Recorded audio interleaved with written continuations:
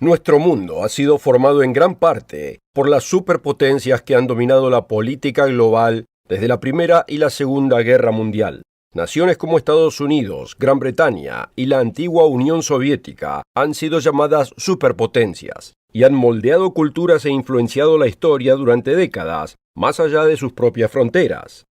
Pero las cosas cambian, y la disposición de los poderes está cambiando como nunca antes. ¿Cómo se reconfigurará la estructura del poder del mundo en los próximos años?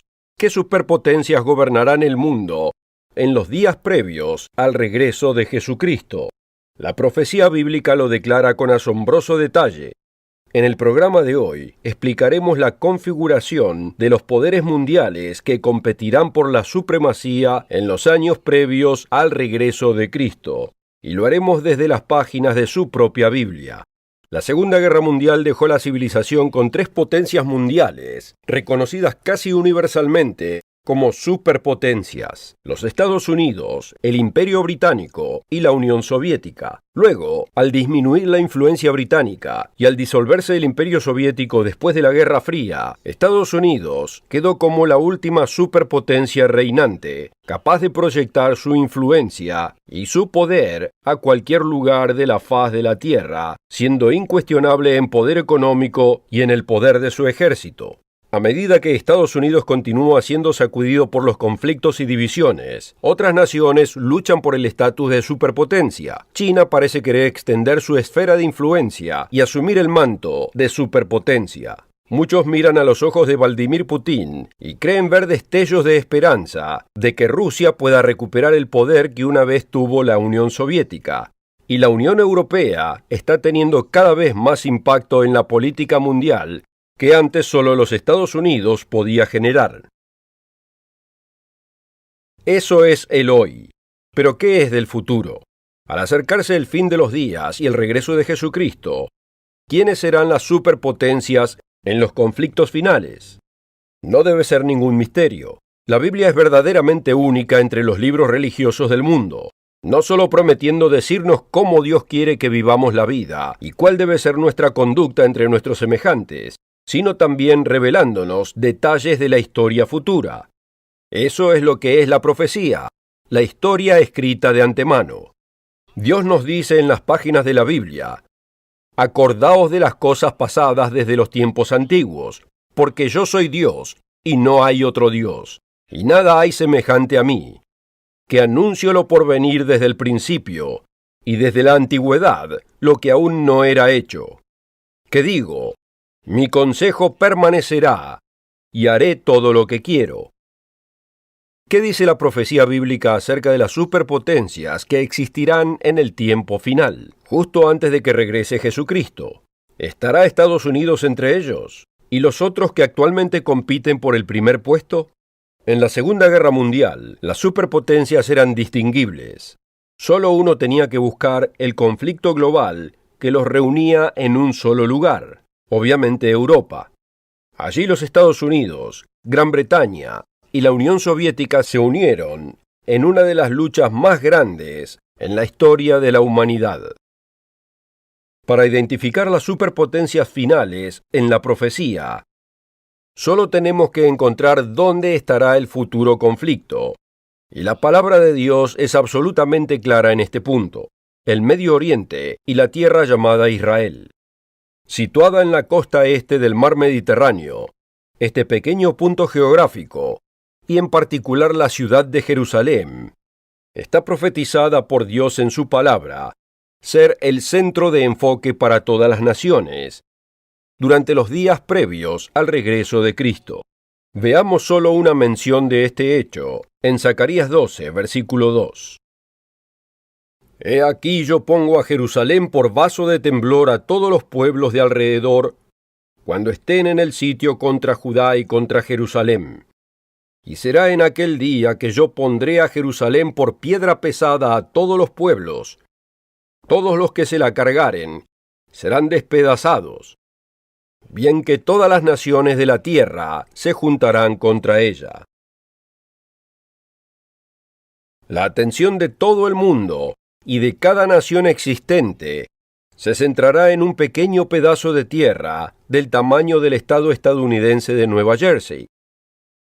Si Israel y Jerusalén serán el escenario mundial de los últimos días, ¿quiénes serán los actores que Dios dice que ocuparán el escenario?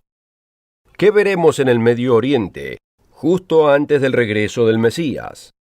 Muchas profecías bíblicas se combinan para darnos los detalles del escenario del tiempo final. En la imagen que pintan, vemos que una gran potencia económica y militar dominante, llamada por Daniel el Rey del Norte, tomará por asalto el Medio Oriente.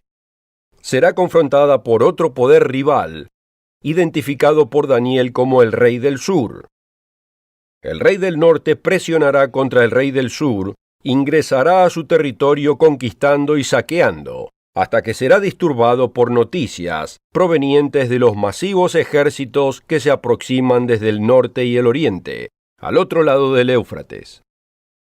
Finalmente el río Éufrates se secará milagrosamente, permitiendo que estos dos poderes, el rey del norte y el masivo poder del oriente, se enfrenten en la colina de Megido, en lo que se llama en hebreo Armagedón, y se reúnan allí para lo que Dios llama en Apocalipsis 16:14, la batalla de aquel gran día del Dios Todopoderoso.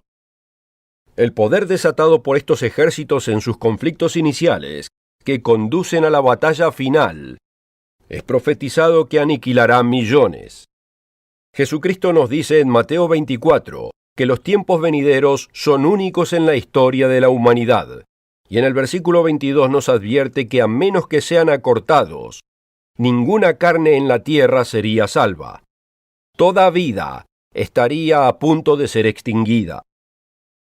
Sin embargo, este tiempo será acortado para el regreso, con poder y majestad, de Jesucristo, para gobernar este mundo y establecer el glorioso reino de Dios. ¿Quiénes son estas tres superpotencias de los tiempos del fin? ¿Vemos alguna evidencia de su existencia hoy? Las fuerzas masivas del Oriente son fáciles de identificar. Apocalipsis 9, versículo 16, describe a los ejércitos de ese área que atraviesan el Éufrates estando seco, como a un ejército de 200 millones de jinetes. Hay muy pocas naciones en el mundo que podrían reunir un ejército así en un futuro cercano. De estos hay dos candidatos, China e India, los cuales están al este de Israel y del río Éufrates. Estas dos naciones juntas conforman más de un tercio de la total población del mundo. 1 de cada 3 seres humanos en la Tierra. Y probablemente serán grandes contribuidores a este último ejército colectivo del Oriente, al igual que otras naciones claves. No hay duda que otros pueblos al este del Éufrates también contribuirán, incluyendo los territorios de Irak e Irán, Rusia, Corea del Norte y del Sur y Japón. Todos son candidatos como socios adicionales en esta superpotencia oriental combinada. Ahora consideremos el rey del norte. En Daniel 2 leemos de una gran imagen profética que simboliza 4 potencias mundiales sucesivas, comenzando con la Babilonia del tiempo de Daniel. El cuarto imperio mundial representado por las piernas de hierro en esa imagen es el Imperio Romano y sus diversas resurrecciones sucesivas a lo largo de la historia, como los reinados de Carlomagno, Napoleón y Mussolini. Los pies de la imagen, hechos de hierro y barro, que son desmenuzados en la visión por una piedra que representa el reino de Dios que se avecina, simbolizan la última resurrección del tiempo final del Imperio Romano. Leemos de estos pies, comenzando en Daniel 2, versículo 41. Y lo que viste de los pies y los dedos, en parte de barro cocido de alfarero y en parte de hierro, será un reino dividido, mas habrá en él algo de fuerza del hierro, así como viste hierro mezclado con barro cocido. Y por ser los dedos de los pies en parte de hierro y en parte de barro cocido, el reino será en parte fuerte y en parte frágil. Así como viste el hierro mezclado con barro, se mezclarán por medio de alianzas humanas, pero no se unirán el uno con el otro, como el hierro no se mezcla con el barro. Este poder final será en parte fuerte y en parte frágil, porque sus partes componentes no se unen naturalmente, como no lo hacen el hierro y la arcilla. Sin embargo, Dios nos dice que se encontrará un elemento unificador para unir a estas naciones tan diferentes, y ese elemento será una religión en común. Observe que en Apocalipsis 17 vemos que sobre la bestia, es decir, el imperio romano resucitado en Europa, va montada una mujer que simboliza una iglesia u organización religiosa. Como la Iglesia de Dios ya lo ha explicado durante prácticamente un siglo, el comienzo de este imperio romano revivido es una mezcla de hierro y arcilla, y está tomando forma en la actual Unión Europea, una unidad de hierro y barro problemática, tal como lo predijo la Biblia. Notablemente, uno de los mayores partidarios de la Unión Europea unida, con identidad religiosa, es el Vaticano. Antes de retirarse, el Papa Benedicto reprendió a los líderes de Europa por negarse a mencionar el papel unificador que la Iglesia Católica ha tenido en Europa, diciendo que tal negligencia representa una forma peculiar de apostasía. Y su predecesor, Juan Pablo II, notoriamente exhortó a Europa a volver a sus raíces, significando sus raíces religiosas. La Biblia predice que la naturaleza de hierro y barro de este rey europeo del norte será adherida y unificada por un poderoso y engañoso falso sistema religioso. Véalo apareciendo en un futuro cercano. Pero, ¿qué hay del rey del sur? ¿Podemos conocer la identidad de esta tercera superpotencia de los tiempos del fin? Algunos han tratado de identificar al rey del sur con Irán, el cual sin duda está frecuentemente en las noticias. Sin embargo, debemos intentar evitar mirar el mundo de hoy y tratar de leerlo en la Biblia. Muchos lo han hecho anteriormente, por ejemplo, con Saddam Hussein como la bestia del Apocalipsis, o el ex dictador de Norcorea Kim Jong-il como el anticristo. Ambos hombres están muertos, pero estoy seguro que las falsas predicciones siguen. No podemos y no debemos forzar las noticias actuales en la Biblia. En vez, debemos dejar que la Biblia nos diga qué esperar de las noticias actuales. Veamos el mapa otra vez. En la profecía bíblica, la dirección de la brújula se determina desde el punto de vista de Israel y Jerusalén, y cualquier niño con un mapa puede determinar que Irán está al este de Israel, no al sur. Así que indistintamente de las intenciones de Irán en la región, podemos decir con autoridad que claramente no es el profetizado rey del sur. Entonces, ¿quién es? Un pasaje de los Salmos nos da una pista. Vayamos al Salmo 83, comenzando en el versículo 3. Contra tu pueblo han consultado astuta y secretamente, y han entrado en consejo contra tus protegidos. Han dicho, venid, y destruyámoslos para que no sean nación, y no haya más memoria del nombre de Israel, porque se confabulan de corazón a una, contra ti han hecho alianza. Las tiendas de los edomitas y de los ismaelitas, Moab y los agarenos, Gebal, Amón y Amalec, los filisteos y los habitantes de Tiro. Estos son nombres antiguos de las naciones árabes. La profecía bíblica indica la existencia futura de una confederación de naciones árabes que se opondrán a Israel, incluso en conjunto, por un tiempo muy breve, con Asiria o Alemania y la Unión Europea, como se indica en el versículo 8, antes de entrar en desacuerdo. Curiosamente, si bien Irán no es el rey del sur, el ascenso de Irán en poder y su influencia en la región puede estar incitando la creación de la confederación que se convertirá en el rey del sur. Déjeme explicar. No todos se dan cuenta de que Irán es una nación islámica, pero no es una nación árabe. En la profecía bíblica, Irán se llama Persia, y no se encuentra entre las naciones árabes como una de ellas. Irán practica el Islam en la tradición chiita, mientras que gran parte del mundo árabe generalmente practica el Islam en la tradición sunita. Y la historia ha demostrado bastante a menudo que hay una profunda y poderosa hostilidad entre estas dos tradiciones.